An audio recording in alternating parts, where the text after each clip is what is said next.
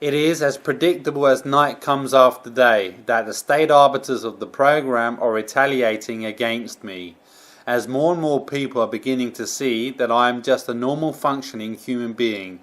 just trying to get on with life and be successful in the things that I do. The state arbiters of the program cannot stand the fact that I am generally successful in the things that I do. Many times, despite the very profound and all-encompassing resistance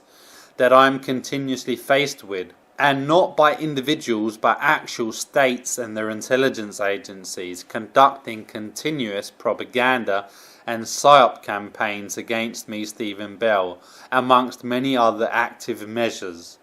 Over the last couple of days there has been a new effort to ridicule and discredit me on a global basis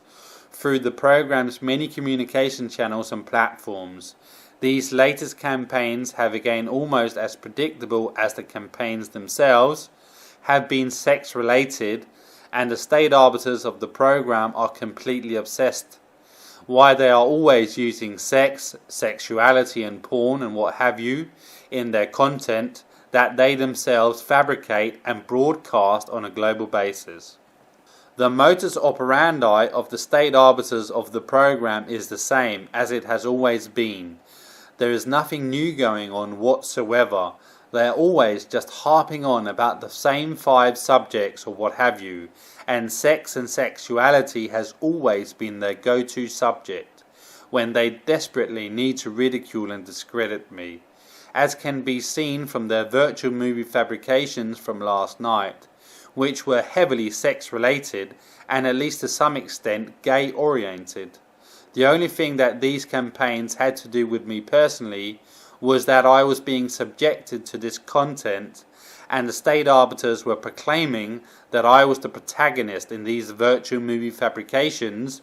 that they themselves have created and are broadcasting as an integral part of their information warfare campaigns. As I have said many times before, these global PSYOP and propaganda campaigns, notwithstanding they as a matter of principle always entail either serious allegations of crimes that I have supposedly committed, which I am being labelled guilty for extrajudicially, or they are making some extraordinary claims against me, often of a sexual nature, typically made into virtual movie fabrications and or never-ending talk radio, as is the case this very minute, where there is a clear example of both fabricated virtual movies and the program's talk radio, perpetuated by the state arbiters themselves and repeated thousands and thousands of times by the repeaters and go-betweens, while my side of the story, me being the protagonist in everything that they broadcast supposedly, is never being heard in anything, or at least 99% of the time. I have to make some kind of statement based on the little knowledge that I have acquired from the perpetual information warfare campaigns, just to be able to defend myself on the tiniest level.